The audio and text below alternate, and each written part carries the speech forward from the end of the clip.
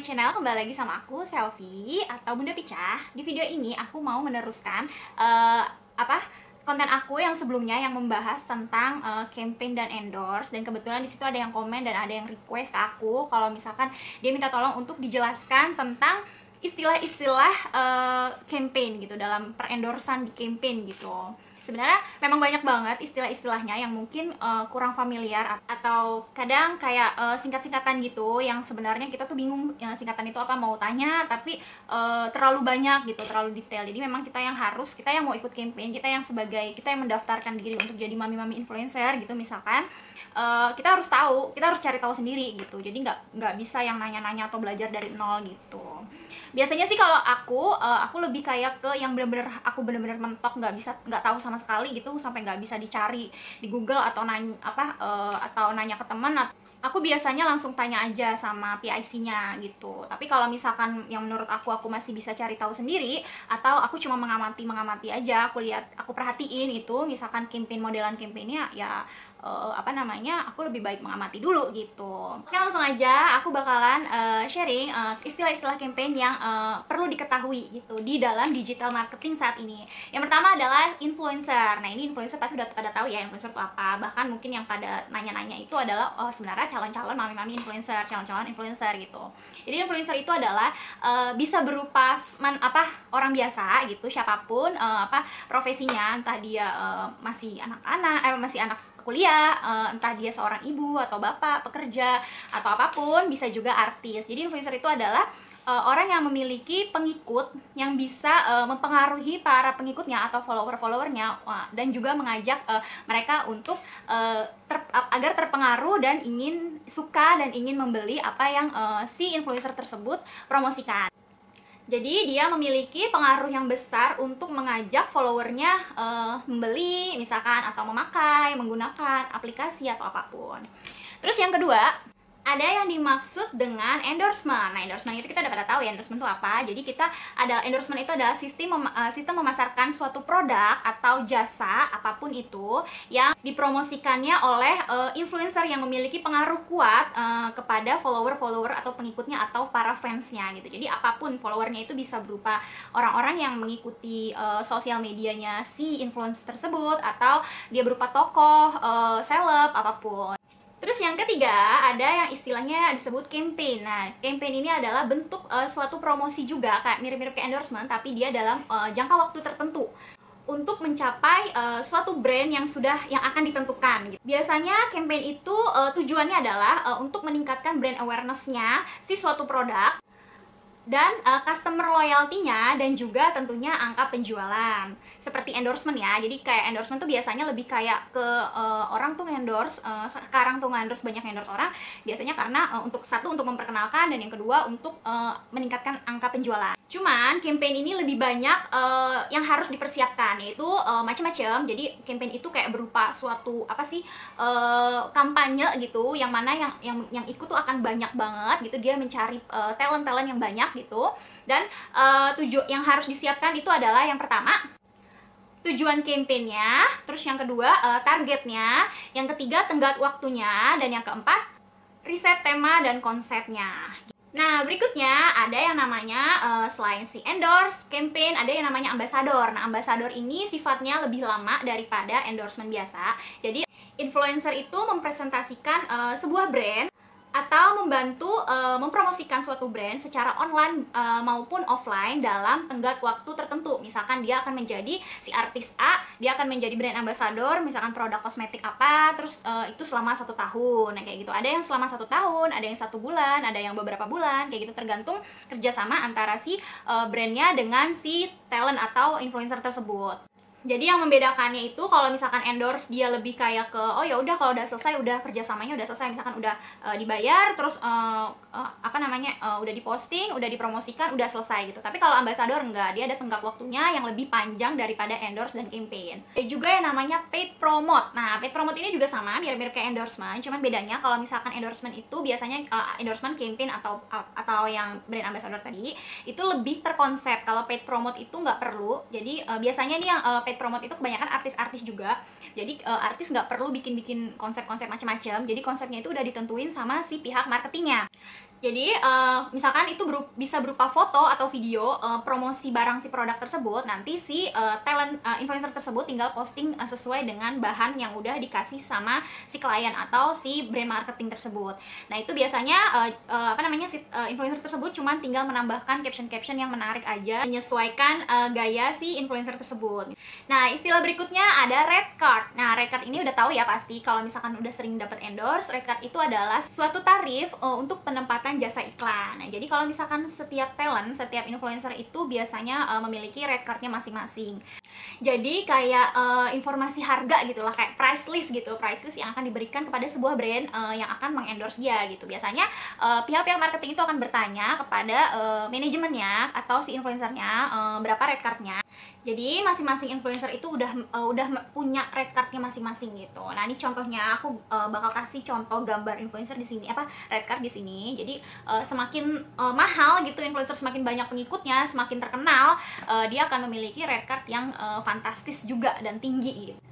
Lain di campaign, kalau misalkan endorsement campaign itu dia nggak selalu nanyain red card, nggak selalu minta red card, tapi mereka akan informasikan kalau mau ikutan campaign ini fee-nya sekian-sekian gitu. Jadi beda sama endorsement secara langsung. Ada juga istilah lainnya yaitu istilah brief. Nah ini udah pasti juga udah tahu ya, brief atau briefing gitu kan. Jadi brief itu kayak misalkan panduan kerja yang diberikan si klien, si brand marketing itu kepada si talent atau influencer.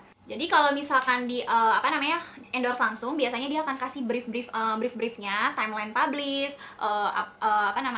syarat-syaratnya, misalkan videonya harus berapa menit, misalkan kalau video atau fotonya harus kayak gimana, kayak gitu-gitu. Jadi panduan briefnya yang harus dipenuhi oleh si pihak influencer. Tapi kalau misalkan lewat campaign, biasanya diinformasikan briefnya oleh pihak agensinya, agensi marketingnya gitu. Jadi mereka akan informasikan briefnya gimana, nanti misalkan pakai hashtag apa, timeline apa, boleh kalau udah di ACC misalkan udah boleh posting, nanti nanti gimana-gimananya, nanti masalah pembayaran fee-nya gimana, kayak gitu-gitu. Nanti itu biasanya udah ditentukan di awal briefnya. Jadi kita para talentnya, kita tinggal ngelakuin aja sesuai dengan arahan yang sudah diberikan.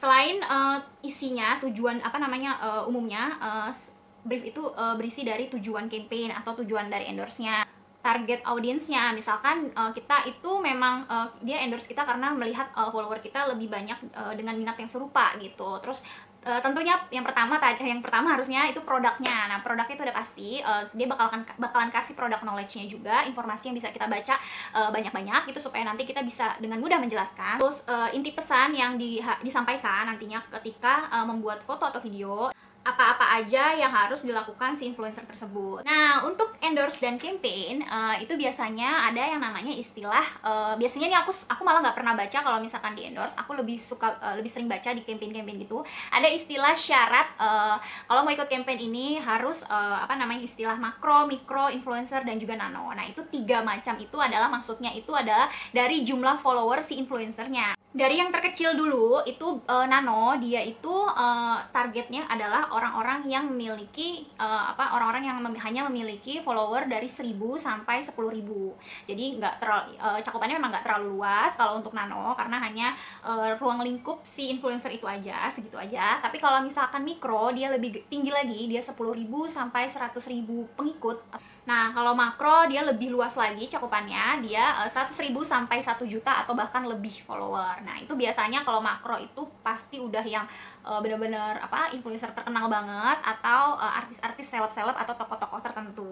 Kelebihannya dari masing-masing follower ini sebenarnya tergantung target dari klien ya, penjualan targetnya dia tuh untuk apa. Jadi kalau misalkan mikro itu dia tuh karena dia lebih kecil cakupannya, jadi bisa lebih masuk ke dalam suatu bidang khusus gitu. Misalkan biasanya kayak gitu yang cari-cari produk-produk yang cari-cari follower itu adalah untuk memperkenalkan suatu produk gitu. Misalkan kayak suatu produk kecantikan, dia baru launching gitu, baru open gitu, dan dia mau memperkenalkan dulu biar banyak yang tahu dulu. Itu biasanya dia mencarinya adalah influencer-influencer yang belum terlalu banyak, yang masih di bawah 10.000 gitu kan, supaya lebih apa ya, lebih khusus gitu masuk ke dalam apa namanya, followernya si influencer ini gitu. Jadi kan biasanya kayak gitu masih kayak teman-temannya gitu kan. Nah, jadi di satu ruang lingkup itu dia targetnya memang untuk satu ruang lingkup dari si influencer yang tersebut. Karena kalau misalkan mikro itu dia mempresentasikannya pun lebih bebas gitu daripada si makro. Maksudnya lebih bebas tuh karena kalau misalkan ruang lingkupnya lebih sedikit, orang jadi lebih percaya gitu kan kalau si influencer tersebut beneran pakai apa namanya, produknya. Jadi tingkat kepercayaannya lebih tinggi gitu. Kita tuh jadi kayak ngelihat orang yang cuman follower berapa ribu gitu kan, oh berarti dia beneran pakai tuh misalkan produk kecantikan. Kita kan biasanya kurang percaya tuh ya. Nah, karena dia pakai, oh itu hasilnya, jadi kita lebih percaya gitu. Tapi kalau misalkan itu yang pakai artis, kayaknya masa sih artis pakai itu gitu kan.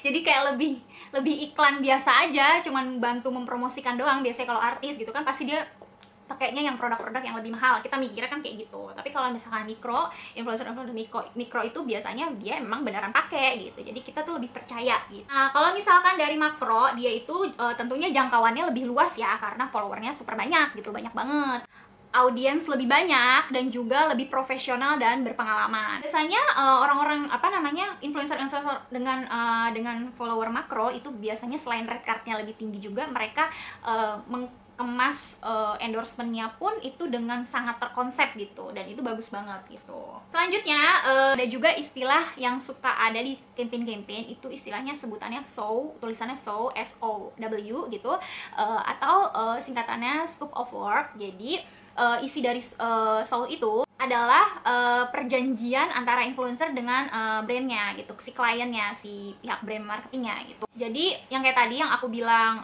apa namanya, brief tadi, sebenarnya lebih kayak scope of work ini lebih kayak detailnya gitu. Jadi kayak misalkan dalam melakukan campaign kita bakalan dikasih harus diperintahnya, misalkan campaign ini, misalkan campaign susu anak gitu, ini dia butuhnya adalah 1 kali video TikTok atau 1 kali video Reels di Instagram. Nah, kayak gitu-gitu. Dia biasanya ngasih tahu scope of work-nya kayak gitu. Isinya tuh kayak instruksi-instruksi yang diberikan si brand marketingnya kepada influencer yang wajib dilakukan sama si influencer tersebut, harus sesuai dengan scope of work-nya. Jadi istilahnya tuh kayak gambaran kerjasama gitulah pokoknya antara si brand marketingnya dengan si influencernya. Jadi dalam scope of work itu ada 5 poin penting yang biasanya dikasih tahu, diinfokan di awal gitu. Scope of work-nya adalah, yang pertama adalah timeline publish-nya, terus ada juga mood of board-nya. Jadi misalkan kayak produk kerudung gitu, dia maunya apa namanya, maunya angle-nya kayak gimana. Jadi mereka akan kasih referensinya, contohnya kita maunya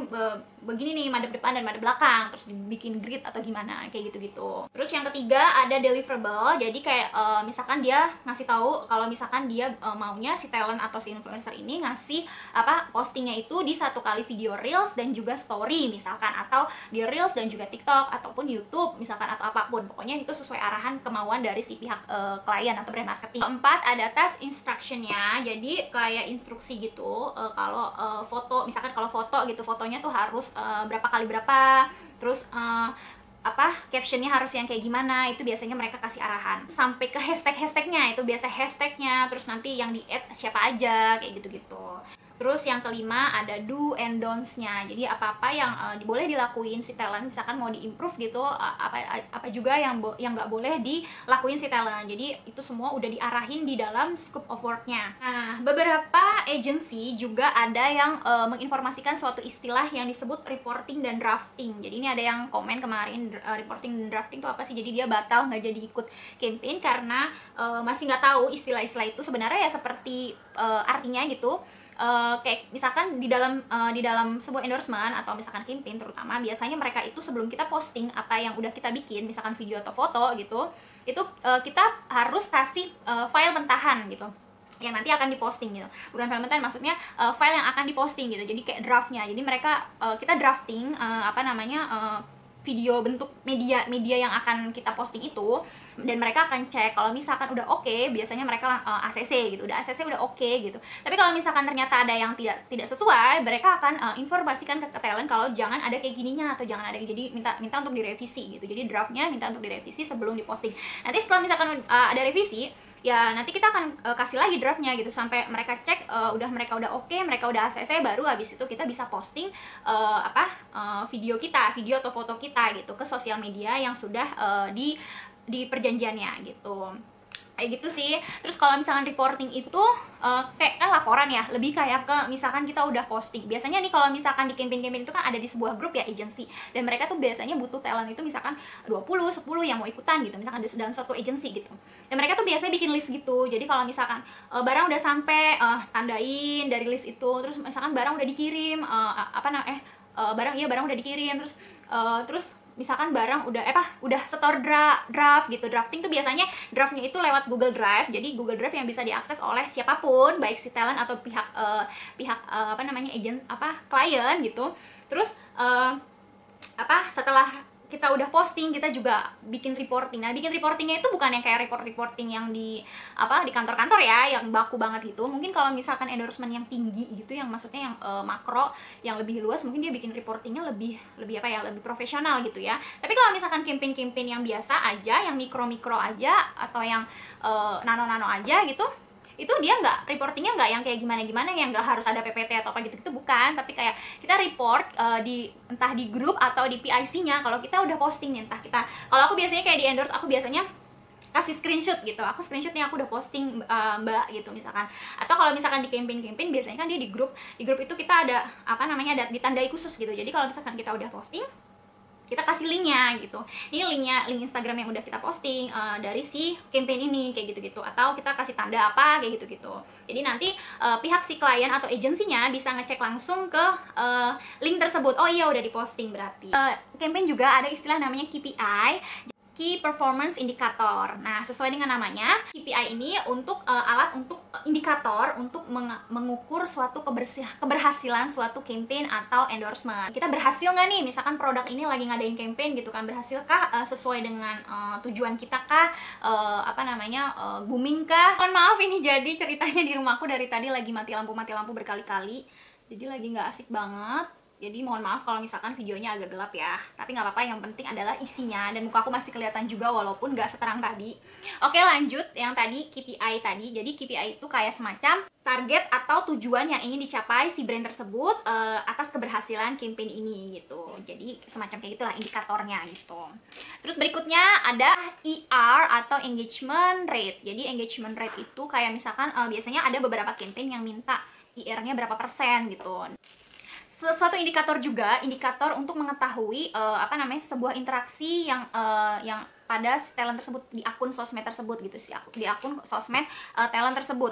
Tujuannya adalah untuk mengetahui seberapa besar interaksi yang ada di dalam sebuah sosial media si talent tersebut. Apakah banyak, seberapa besar kah, seberapa berpengaruh kan nantinya kalau misalkan followernya banyak tapi ternyata interaksinya sedikit, kan ya nggak mencakup, nggak sesuai target dong gitu. Jadi ada beberapa memang yang klien yang minta kita tuh nggak butuh yang follower banyak doang, tapi kita butuh yang interaksinya banyak gitu. Jadi interaksi tuh kayak like, comment, share, save kayak gitu-gitu kalau di reels. Terus kalau di story berapa banyak yang ngelihat storynya kayak gitu-gitu. Jadi lebih kayak interaksi antara si talent tersebut dengan para pengikut-pengikutnya nih. Ada lebih banyak nggak interaksinya gitu. Apa cuman kadang-kadang cuman ngelihat doang tapi nggak kasih interaksi apapun kayak gitu-gitu. Atau juga justru malah nggak ada interaksi yang besar gitu. Jadi memang itu mereka butuh IR-nya seperti itu. Jadi ya kayak faktor penting sih menurut aku buat sebuah brand marketing itu, mereka akan butuh performa dari akun si talent tersebut. Salah satu faktor terpenting buat para brand marketing untuk melihat potensi yang dimiliki oleh influencer, bukan dari jumlah followernya aja, tapi dari jumlah interaksinya. Yang bisa melihat perkembangan dari konten tersebut. Yang dua lagi nih adalah ada istilah yang disebut call. Jadi call itu juga singkatan. Tadi aku informasinya di awal. Jadi call itu kayak key opinion leader. Itu lebih kayak ke seorang influencer yang memiliki keahlian tertentu di bidang tertentu gitu. Jadi dia tuh punya spesialisasi gitu. Maksudnya spesialisasi ini dia itu akunnya dia itu dibikin spesialisasi, memiliki pengaruh kuat pada suatu bidang tertentu atau topik tertentu gitu. Misalkan kayak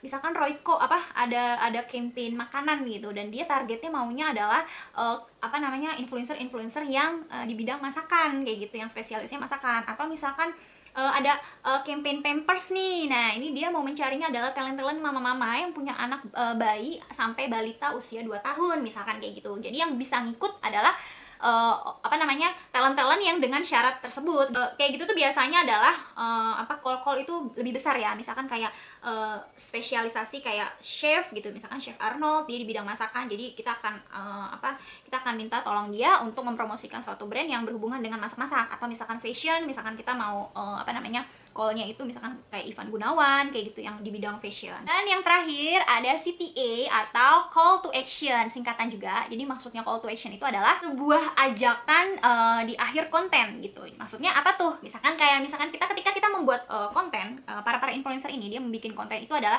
biasanya dia akan mencantumkan mereka akan mengajak para followernya untuk mengklik atau membeli atau menggunakan jasanya atau apapun. Itu dia berupa link, hashtag, atau mention si brand tersebut, read more, click here, atau login, atau apapun, pokoknya ada banyak banget. Nah, jadi ini udah nyala lagi. Jadi pokoknya intinya call to action itu adalah ajakan di akhir sebuah konten influencer untuk melakukan suatu aksi atau suatu tindakan untuk menguntungkan suatu brand dari promosi tersebut. Oke, jadi segitu aja penjelasan aku tentang istilah-istilah campaign endorse ini. Semoga bermanfaat, jelas, dan bisa menambahkan insight teman-teman semua yang mungkin baru mau bergabung atau ikutan campaign dan sebagainya. Semoga bermanfaat. Jangan lupa like, subscribe, komen, dan share video-video aku supaya aku lebih semangat lagi membuat video-video. Assalamualaikum, bye-bye.